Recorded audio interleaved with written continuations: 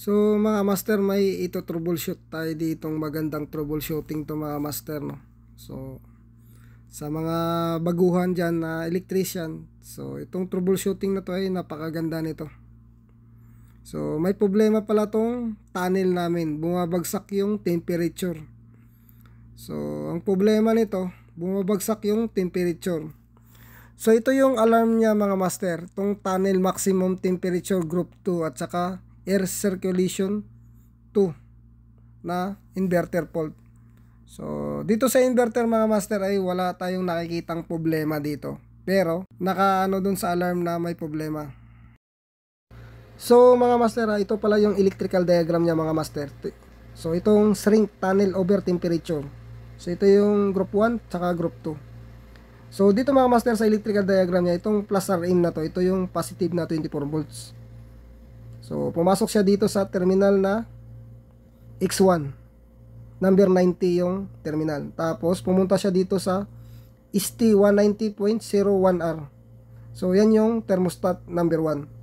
Tapos lumabas siya dito sa terminal na X1, number 89. Tapos yung labas ng wire niya ay 190.01R. Tapos pumasok siya dito sa X1 number 123 na terminal. Tapos pumunta siya dito sa ST190.02R na to. So ito yung thermostat number 2. Yung labas niya master ay itong 122 na terminal. Tapos nagiging 180.02R na yung number ng wire niya. So dalawa yung sinusuplayan nitong 180.02R na to. So pag okay yung thermostat mo, walang problema. So ang mangyayari, pagaganahin niya tong relay na to na KE190.01R. So ito yung relay mga master. So dito sa relay may contact siya dito na normally close. So ibig sabihin, pag nawala ng signal yung thermostat mo, so pag nare-reach na yung temperature ng thermostat, ang mangyayari, pag nag-open yung thermostat mo, mangyayari itong relay na to ay hindi to mag-energize.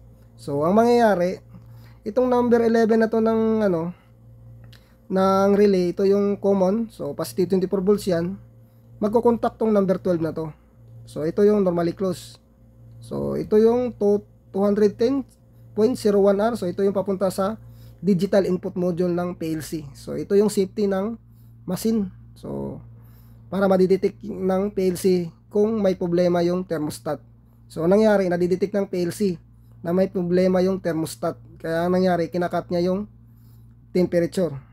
So pati itong X1 na to na 130 na terminal. So ito yung 180.02R din. Ito yung papunta doon sa UBR. Kaya nagtitrip yung UBR dahil nga nawalan siya ng positive na 24 volts. So ito yung nangyayari mga master. So kung naalala nyo, yung in-upload ko nung nakaraan tungkol dito sa UBR, so magkasama to sila mga master. So dalawa yung sinusuplayan ng thermostat. So itong relay na to at saka itong UBR na to. So ang ginagawa ko dito master ay tinitester ko yung thermostat kung alin sa dalawa yung may problema. So itong plus Rm na to master, ito yung input na power supply mga master na positive 24 volts. So okay siya, meron siya. Tapos pumunta siya dito sa thermostat number 1. So ito yung papasok sa thermostat. So meron din, kung makita nyo, 24 volts. So ito yung labas ng thermostat mga master, nung unang thermostat. So meron din.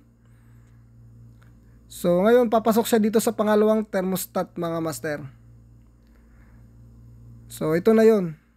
So ito yung brown na to, ito yung papasok dun sa pangalawang thermostat. So meron. Tapos itong blue na to master, ito yung balik ng pangalawang thermostat. So dito nawawalan ng positive na 24 volts mga master. So itong ST190.02R mga master. So ito yung dalawang wire na sinusuplayan niya, itong relay na to. So itong KE190.01R, so wala siyang supply mga master. So hindi umiilaw yung indicator light ng relay. So itong 210.01R mga master, ito yung papasok sa digital input module ng PLC. So, pati itong UBR na to, master, tinanggal nila to dahil nga nagtitrip daw tong main breaker namin. So, tinitrip ng UBR dahil nawalan din ng power supply itong UBR na to. So, ang pinaka problema mga master, itong number 2 na thermostat. So, ang ginawa ko dito, binabypass ko mga master dahil nga wala naman kaming pamalit nito. At may isang thermostat pa na for safety. So, kaya binabypass ko. So, dito mga master, pagkatapos ko binypass yung thermostat na number 2, kung makita nyo, nag-energize na tong relay na to na KE19001R. So, may indicator light na siya, master. Kaya mangyayari, wala na siyang signal dito sa PLC. So, hindi na mag-aalam yung HMI dahil nga wala na siyang signal. Yung 210 na wire ay wala ng positive na 24 volts. So, napakaliwanag mga master. Oh. Binabypass ko lang yung thermostat. So, umiilaw na tong relay na to. So, pati itong supply na papasok dito sa UBR mga master ay may 24 volts na rin mga master. So, ang ginawa ko dito, binalik na rin namin tong UBR na to dahil hindi naman talaga to sira. So, nawalan lang siya ng power supply na 24 volts. So, yun lang mga master. So, sana may matutunan kayo sa video na to. So, sa mga baser ko dyan, sasabihin na naman ito na basic lang daw to.